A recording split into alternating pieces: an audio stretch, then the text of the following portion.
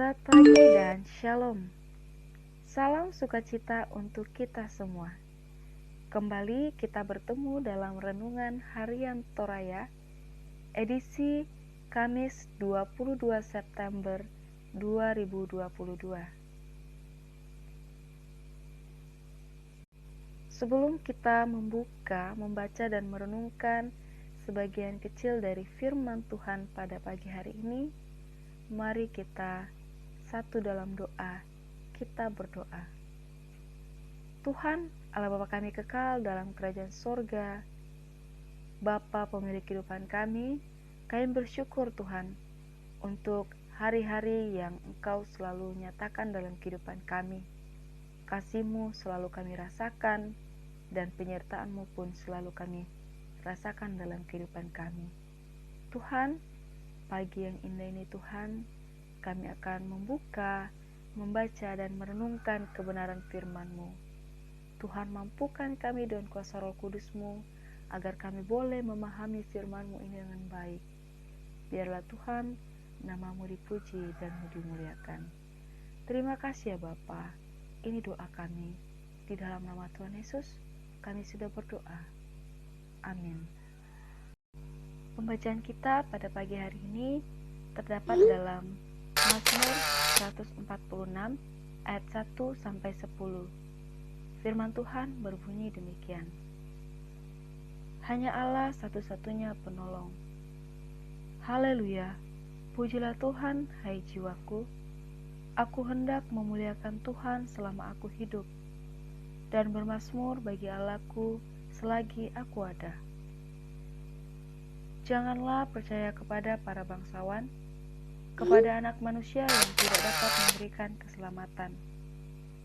Apabila nyawanya melayang, ia kembali ke tanah. Pada hari itu juga lenyaplah maksud-maksudnya. Berbahagialah orang yang mempunyai Allah Yakub sebagai penolong. Ada harapannya pada Tuhan Allahnya. Dia yang menjadikan langit dan bumi, laut dan segala isinya, yang tetap setia untuk selama-lamanya. Yang menegakkan keadilan untuk orang-orang yang diperas, yang memberi roti kepada orang-orang yang lapar. Tuhan membebaskan orang-orang yang terkurung. Tuhan membuka mata orang-orang buta. Tuhan menegakkan orang yang tertunduk. Tuhan mengasihi orang-orang benar. Tuhan menjaga orang-orang asing, anak yatim dan janda ditegakkannya kembali, tetapi jalan orang fasik dibengkokkannya. Tuhan itu Raja untuk selama-lamanya. Allahmu ya Sion, turun-temurun. Haleluya. Demikianlah firman Tuhan. Amin. Judul renungan kita pada pagi hari ini adalah Orang yang Berbahagia. Saat ini ada begitu banyak tokoh hebat yang sering ditampilkan lewat film. Misalnya, Superman, Iron Man, Power Ranger, dan lain-lain.